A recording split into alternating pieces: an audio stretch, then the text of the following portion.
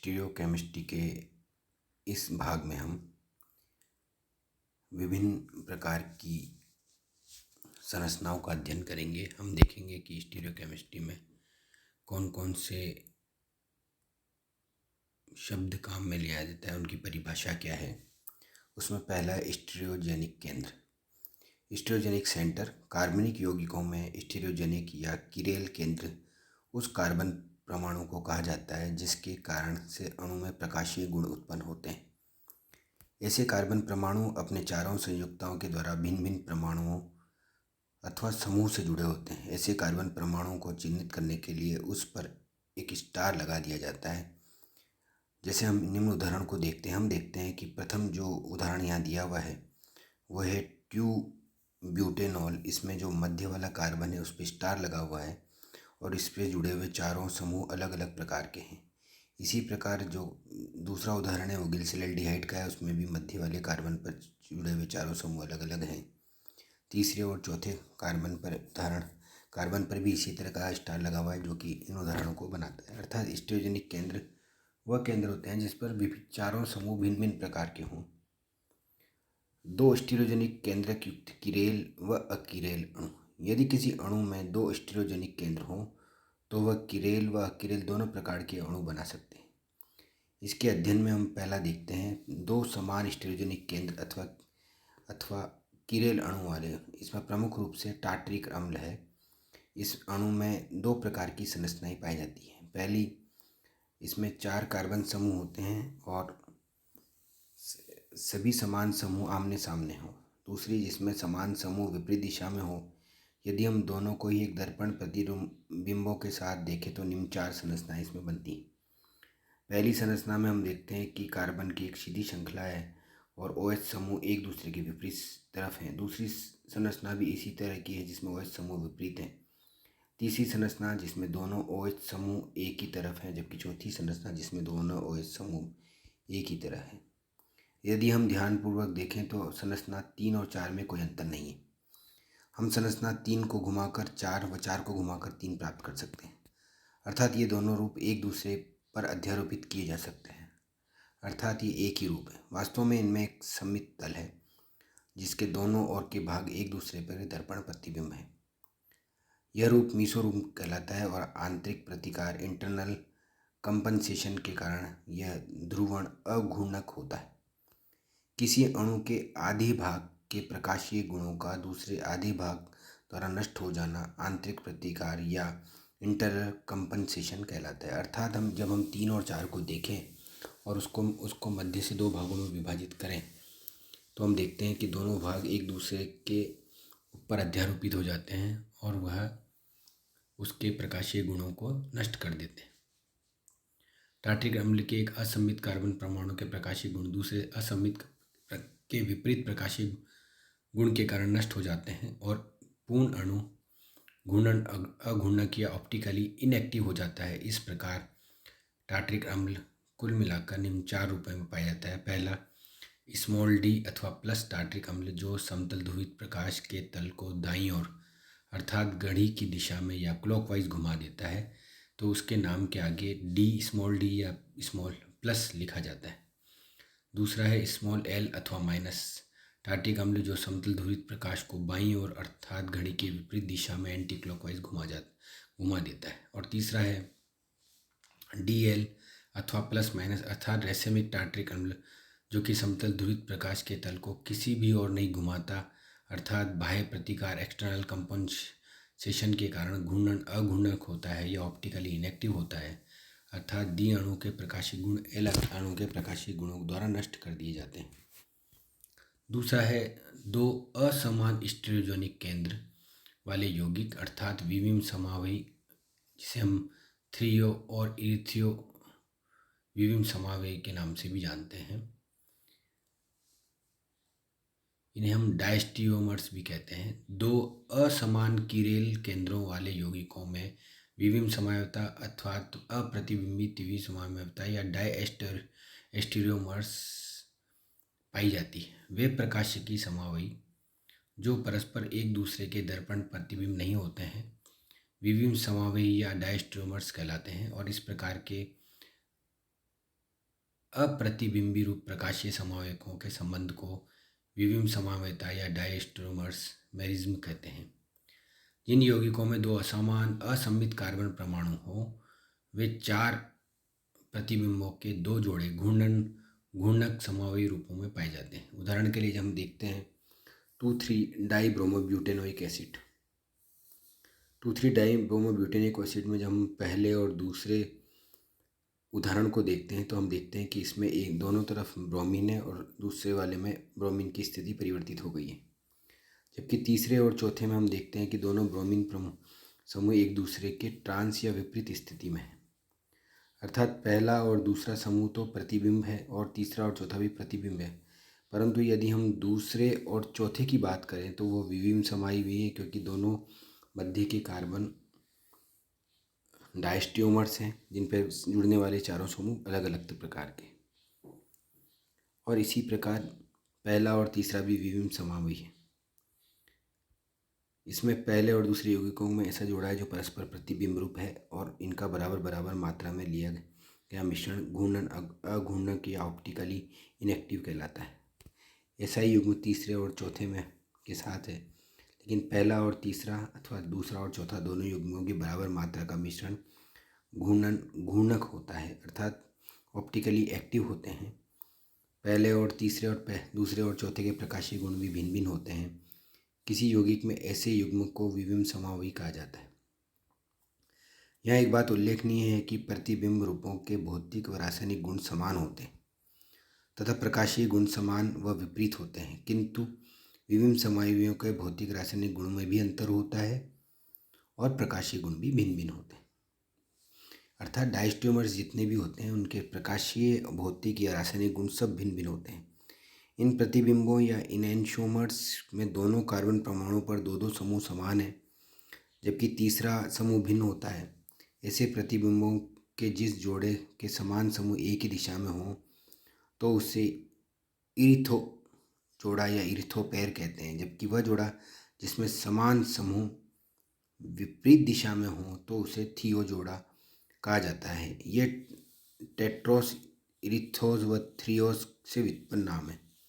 उदाहरण के लिए हम जब इन उदाहरणों को देखते हैं तो हम देखते हैं कि दोनों में हाइड्रोजन एक ही तरफ है तो इरिथो, और यदि दोनों हाइड्रोजन इसमें भी दूसरे उदाहरण में भी एक है तो भी इरिथो। यदि हाइड्रोजन समूह दोनों विपरीत दिशा में है तो थियो और विपरीत दिशा में है तो थियो। यदि किसी यौगिक में विभिन्न असममित कार्बन परमाणुओं की संख्या स्मॉल n हो तो उसके कुल घूर्णक ऑप्टिकली एक्टिव रूपों की संख्या 2 की पावर स्मॉल n होगी। ये 1/2 सूत्र कहलाता है। हम देखते हैं कि उपरोक्त उदाहरण में असममित कार्बन परमाणुओं की संख्या 2 है, अतः ऑप्टिकली एक्टिव रूपों की संख्या 2 की पावर n या 2 की पावर 2 बराबर 4 है। यह नियम तब लागू नहीं होता जब दोनों असममित कार्बन परमाणु समान हो, जैसे टार्ट्रिक अम्ल में हमने देखा। इस प्रकार कुल मिलाकर ऐसे यौगिक 6 रूपों में पाए जाते हैं। इनमें से 4 घूर्णक रूप और 2 इरिथो व थियो रैसिमिक मिश्रण जो कि घूर्णन अघूर्णक होते हैं। वर्तमान में ज्यामितीय समआवयवों का नामकरण भी विविम समआवयवी या डायस्ट्रोमर्स के रूप में किया जाता है। आधुनिक परिभाषा के अनुसार जिन त्रिविम समआवयवों को डायस्ट्रोमर्स या विविम समआवयवी कहा जाता है वो परस्पर प्रतिबिंब नहीं होते हैं। जब दोनों Br समूह विपरीत दिशा में हो, समआवयवी 1 व 2 और समआवयवी 3 और 4 एक दूसरे के दर्पण प्रतिबिंब है और समतल ध्रुवित प्रकाश के प्रति भिन्न भिन्न व्यवहार दर्शाते हैं। अतः ये समआवयवी एक दूसरे के प्रतिबिंब समआवयवी हैं, परंतु 1 और 4 तथा 2 और 3 प्रकाशीय समआवयवता दर्शाते हैं, परंतु एक दूसरे के दर्पण प्रतिबिंब नहीं होते हैं। इन समआवयवों को अप्रतिबिंब समआवयवी या विविम समआवयवी कहा जाता है। इनका नामकरण करते समय इरिथो और थियो का उपयोग किया जाता है। जैसा कि हमने देखा कि जब दोनों समूह समान एक और स्थित हों तो ऐसे समआवयवी को इरिथो समआवयवी और यदि विपरीत हों तो थियो समआवयवी कहते हैं। किरेल कार्बन की अनुपस्थिति में प्रकाशीय समआवयवता। अब तक हमने देखा कि वही यौगिक प्रकाशीय समआवयवता दर्शाते हैं जिनमें किरेल कार्बन उपस्थित होते हैं, परंतु बिना किरेल कार्बन के यौगिक जो कि प्रकाशीय समआवयवता दर्शाते हैं उनके बारे में हम देखते हैं कि किसी अणु की किरेलता प्रकाशीय समआवयवता की अनिवार्य शर्त होती है। यदि अणु में कोई सममित तत्व नहीं होता तो किरेल कार्बन अनुपस्थित होने पर भी यह अणु प्रकाशीय समवेता प्रदर्शित करता है। उदाहरण के लिए बाइफेनिल व्युत्पन्न को हम देखें तथा एलिन व्युत्पन्न प्रकाशीय समवेता प्रदर्शित करते हैं क्योंकि इनमें कोई सममित तत्व उपस्थित नहीं। पहले उदाहरण में हम देखते हैं कि बाइफेनिल यौगिकों से जुड़े हुए जो समूह एक दूसरे के विपरीत है, जबकि दूसरे में बाइफेनिल यौगिक एक दूसरे के तल के लंबवत है। इसी प्रकार एलिन में भी हम देखते हैं कि वो ट्रांस और सिस यौगिक बनाते हैं। घूर्णन कोण। प्रकाशीय सक्रिय यौगिक समतल ध्रुवित प्रकाश के तल को जिस कोण पर घुमाता है उसे घूर्णन कोण कहा जाता है। इसे ज्ञात करने के लिए घूर्णन मापी का उपयोग किया जाता है। घूर्णन कोण का मान निम्न कारकों पर निर्भर करता है।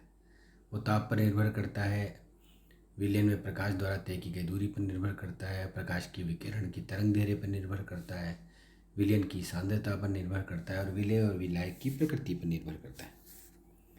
जबकि विशिष्ट घूर्णन की हम बात करें तो विशिष्ट घूर्णन अल्फा T⁻J होता है बराबर α/c.L, जहाँ c विलयन की सांद्रता और L नली की लंबाई है, अर्थात α1:1 = अल्फा यदि हम c और L का मान 1:1 रखें तो। अतः प्रकाश सक्रिय यौगिक 1 ग्राम प्रति मिलीलीटर सांद्रता वाले विलयन को 1 dm लंबी नली में भरकर इस विलयन से समतल ध्रुवित प्रकाश को यदि गुजारा जाए तो प्राप्त होने वाला घूर्णन कोण विशिष्ट घूर्णन कोण कहलाता है। आणविक घूर्णन, जिसे हम λm से प्रदर्शित करते हैं, किसी प्रकाश सक्रिय यौगिक के लिए विशिष्ट घूर्णन और अणुभार के गुणनफल को आणविक गुणनफल कहते हैं। अर्थात किसी समूह में आणविक घूर्णनफल का मतलब उसके अणुभार और उसके विशिष्ट घूर्णन के गुणनफल के द्वारा ज्ञात किया जाता है। रैसिमिक मिश्रण का रैसिमिकीकरण। यदि D+ या L- समअवयवों को बराबर बराबर मात्राएं मिला दी जाए तो बनने वाला मिश्रण रैसिमिक मिश्रण कहलाता है। वह अभिक्रिया जिसमें रैसिमिक मिश्रण का निर्माण होता है रैसिमिकीकरण कहलाती है। यहाँ हम उदाहरण देखते हैं कि 2-क्लोरो-ब्यूटेन की क्रिया यदि हम किसी अम्ल उत्प्रेरक की उपस्थिति में कराएं तो कार्बोनियम आयन या कार्बोकैटायन बनता है, और ये कार्बोकैटायन किसी क्षार की उपस्थिति में क्रिया कराने पर या न्यूक्लियोफिलिक कैल की उपस्थिति में क्रिया कराने पर अभिक्रिया तेज होती है और 2 प्रकार के यौगिक प्राप्त होते हैं, एक D और एक l। और ये D और l इसमें जुड़ने वाले न्यूक्लियोफाइल की प्रकृति पर निर्भर करता है कि वो आगे से जुड़ता है या पीछे से जुड़ता है। SN1 अभिक्रिया 2 पदों में संपन्न होती है। इस अभिक्रिया के पहले पद में कार्बोनियम आयन बनता है, परंतु कार्बोनियम आयन की संरचना समतलीय होती है, अतः इस पर नाभिक स्नेह का आक्रमण दोनों ओर से होता है और D और l समअवयवी बराबर बराबर मात्रा में प्राप्त होते हैं, जिसे हम रैसिमिक मिश्रण कहते हैं। वाल्डन प्रतिपन्न। जब SN2 अभिक्रिया में केवल एक पद में संपन्न होती है, इस अभिक्रिया में आक्रमणकारी नाभिक स्नेह पूर्व नाभिक स्नेह के विलोपन से पहले परमाणु पर आक्रमण कर देता है और एक संक्रमण अवस्था बनाता है, जिससे दोनों नाभिक स्नेही कार्बन से आंशिक बंधों से जुड़े रहते हैं। इस अवस्था में कार्बन की संयोजकता 5 हो जाती है, अतः अधिक प्रतिकर्षण के कारण यह अवस्था अत्यंत अस्थायी हो जाती है और नाभिक स्नेह के विलोपन द्वारा उत्पाद में परिवर्तित हो जाती है। परंतु इस प्रक्रिया में कार्बन परमाणु से जुड़े समूह का विन्यास परिवर्तित हो जाता है और इस घटना को हम वाल्डन प्रतिपन्न कहते हैं। इस उदाहरण में हम देखते हैं कि जब भी किसी D+ या किसी ऐसे यौगिक से जिस पर न्यूक्लियोफाइल की क्रिया कराई जा रही है तो सर्वप्रथम संक्रमण अवस्था या अवस्था जो कि अस्थायी होती है बनती है और उसके पश्चात न्यूक्लियोफाइल पृथक होकर वाल्डन प्रतिपन्न बनाता है, अर्थात उसके विन्यास में परिवर्तन हो जाता है। असम्मित संश्लेषण वह प्रक्रिया जिसमें सम्मित अणु असम्मित अणु या किरेल अणु में परिवर्तित हो जाता है, उसे हम असम्मित संश्लेषण कहते हैं। वह कार्बन परमाणु जो किरेल कार्बन में परिवर्तित हो जाता है प्रोकिरेल कार्बन कहलाता है, अर्थात ऐसे कार्बन जो किरेल कार्बन में परिवर्तित होते हैं ऐसे कार्बन प्रोकिरेल कार्बन कहलाते हैं। यदि हम ब्यूटेन की क्रिया क्लोरीन से कराएं तो हम देखते हैं कि 2-क्लोरोब्यूटेन बनता है और दूसरे नंबर का कार्बन जिस पर चारों समूह अलग अलग होते हैं प्रोकिरेल कार्बन कहलाता है। परिवर्तित घूर्णन म्यूटा रोटेशन। अल्फा ग्लूकोज का विशिष्ट घूर्णन 112 डिग्री सेंटीग्रेड होता है, परंतु इसकी जलीय विलयन को स्थिर छोड़ने पर विशिष्ट घूर्णन का मान घटकर 52 डिग्री सेंटीग्रेड रह जाता है। इस प्रकार ग्लूकोज का विशिष्ट घूर्णन कोण 19 डिग्री होता है, परंतु इसके जलीय विलयन को स्थिर छोड़ने पर विशिष्ट घूर्णन का मान 52 डिग्री हो जाता है।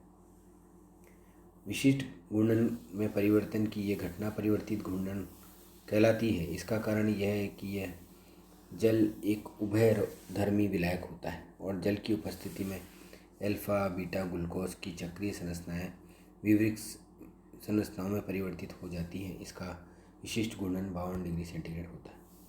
इस प्रकार हम देखते हैं कि अल्फा ग्लूकोज और बीटा ग्लूकोज जल में आपस में परिवर्तित होते रहते हैं और उनके विशिष्ट घूर्णन का मान अलग अलग होता है।